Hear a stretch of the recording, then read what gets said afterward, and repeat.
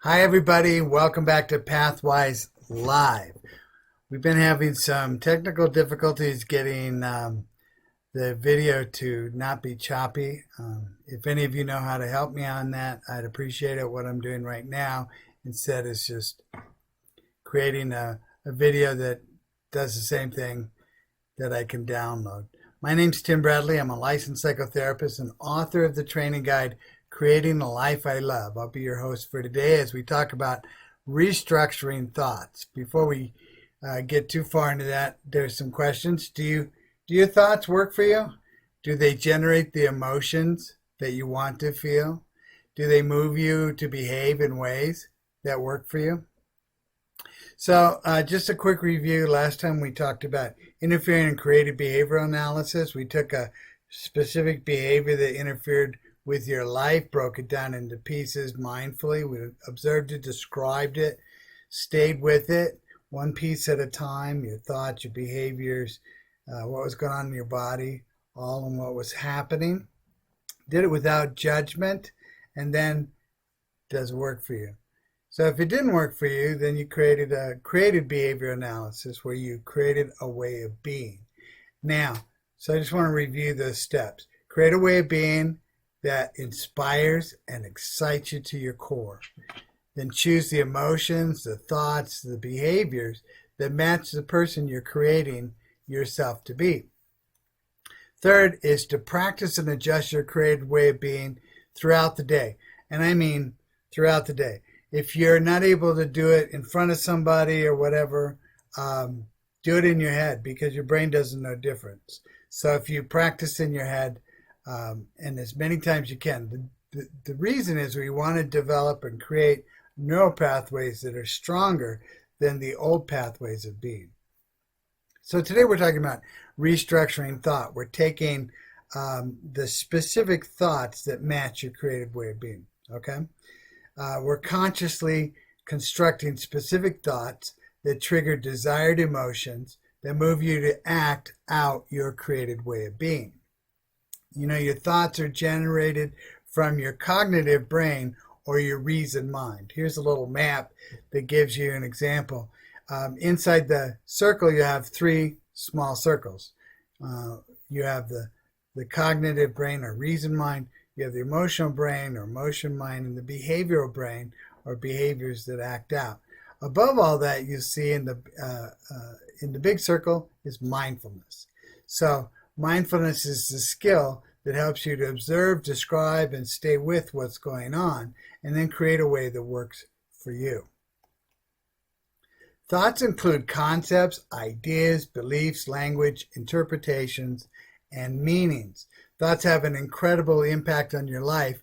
They influence how you feel, which in turn influence how you behave, which may or may not work. Thought constructs are just interpretations, ideas, beliefs, assumptions, etc., that are just constructs. They're made of symbols and sounds used to describe reality as you perceive it. We all have thought constructs about ourselves, others, and the world. The big question is, do your thought constructs work for you? I'm going to provide some examples of thought constructs. So I want to give you a heads up. These constructs are designed to trigger the emotion of love. I prefer that emotion because there's more possibilities inside of it, right? The emotion love is not any different than any other emotion. It's just that it accepts without judgment. It creates, it improves, and it gives away. So inside of that, you find peace and calm. So I'm using love as the emotion, our core emotion, that we're trying to trigger with our thoughts. So keep the ones that work for you, let go of the ones that don't. And if you're into wanting to create your way of being through guilt or shame or greed or anger, then you got to come up with thoughts that match that. The first construct is to let go of your past.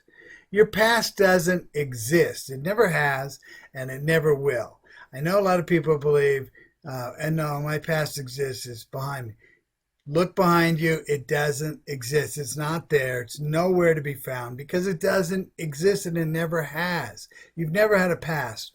All there's ever been is this moment. This moment is It has no beginning. When did it start? We don't know.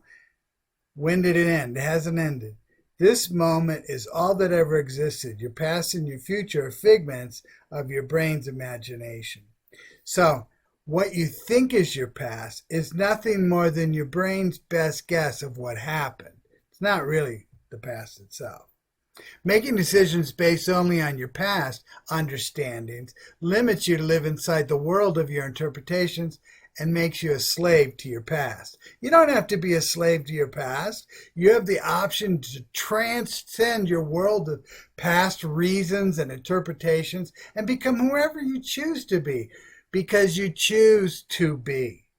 So using your mindfulness skills, become aware and create thoughts and behaviors that match the emotional person you create yourself to be.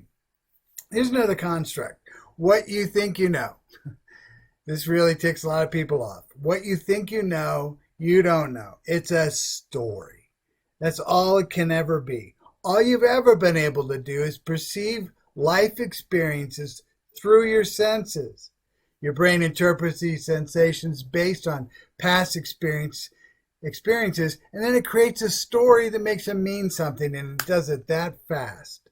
Here's a little example of what happens. Your brain, you're having an experience. Right now you're watching this video, and your experience, you're seeing, you're hearing, your body and brain is using all of its sensory perceptors, and it's sending signals to your brain, information. Now your brain then takes the information, interprets what it means, then it filters it through all the other experiences you've had that are similar and creates a story like that. It's not really what happened. It's not really what is happening. It's your brain's best guess. Your thoughts then create your reality. Your thoughts create they're not real. It's not what reality really is. What happened is happened. What is what is. Everything else is an interpretation. So it makes sense to believe your story is true. You tend to believe the interpretations to be true, even if there's objective proof to the contrary. It's difficult to consider other interpretations because your brain wants to use the interpretations it's previously used and reinforce the most. It's very simple. The stronger neural pathways, the superhighway neural pathways, are the place your brain's going to go first because it's the easiest, the path of least resistance. So what we have to do, if you want to create something different, is create a pathway that's stronger than your old programming. And that's very possible to do. You start with separating your story from what is. If you're not open to other interpretations, your brain naturally triggers familiar cognitive, emotional, behavioral responses, even if they've proven to be ineffective. This may be one reason why you continue having the same behaviors throughout your life.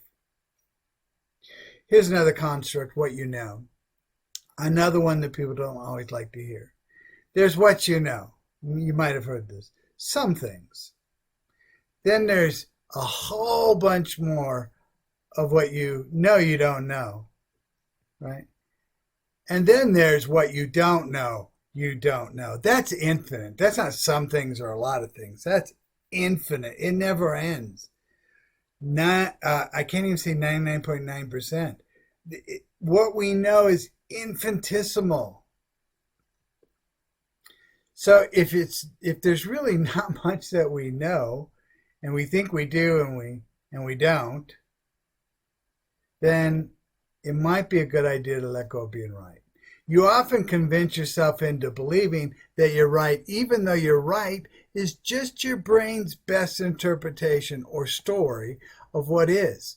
Look, there's nothing wrong with being right, and it can interfere seriously with your relationships.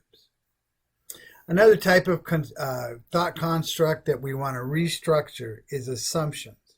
So assumptions about yourself, others, and the world, they're just another form of thought constructs that are not inherently true, false, right, or wrong. The following assumptions are designed to move you to accept, create, improve, and give. Now remember, these are the behaviors of love. So these assumptions are specifically designed to trigger the emotion love, which inside of that emotional state, you have the most possibility. You have infinite possibility because there's peace and there's acceptance.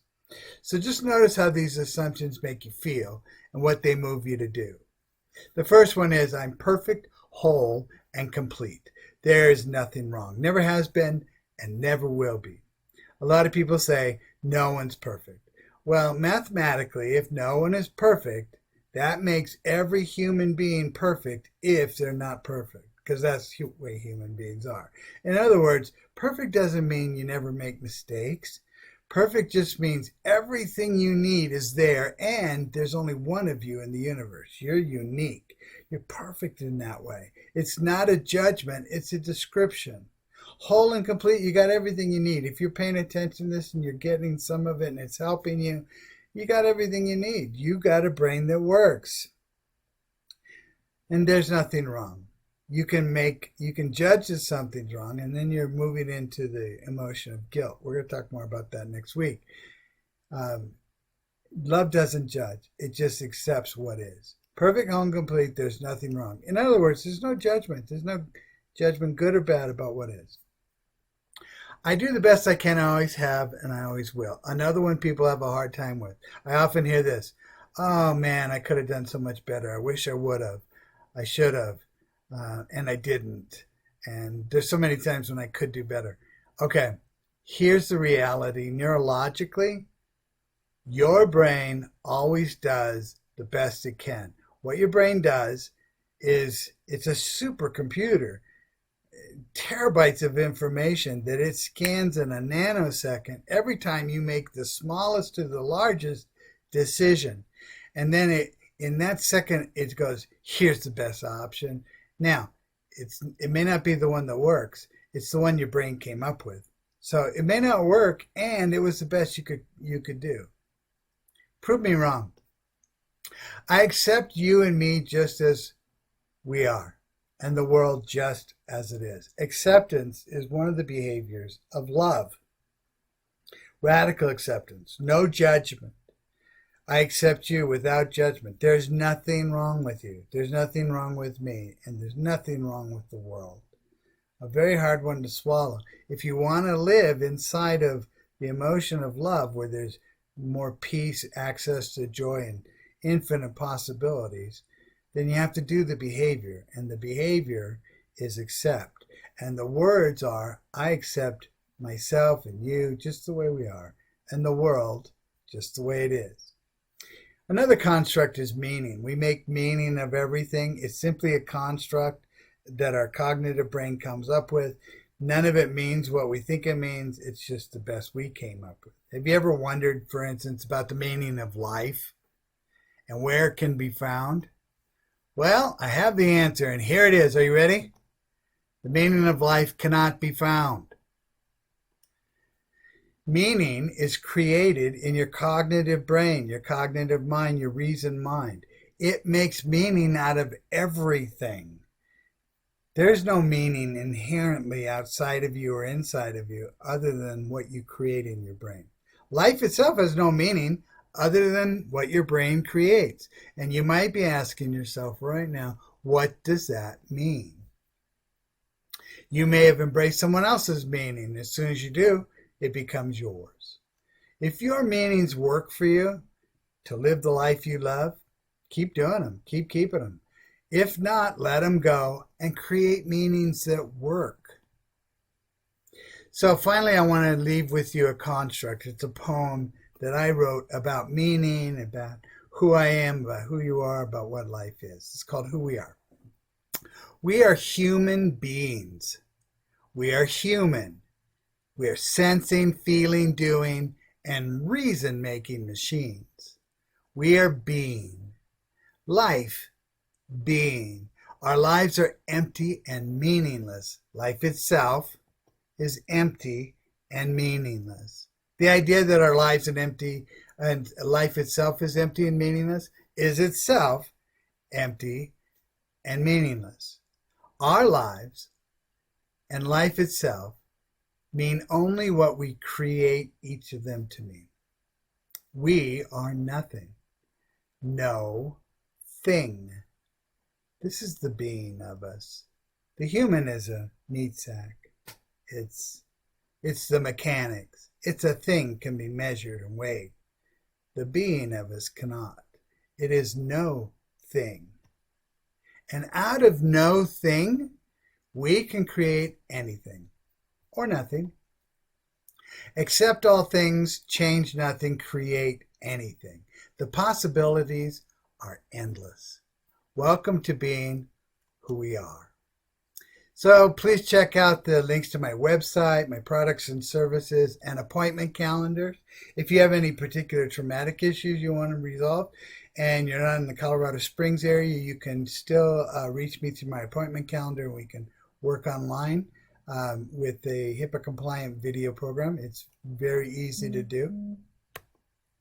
My video series will take you step by step through the process and provide evidence-based skills and exercises to help you create a life you love.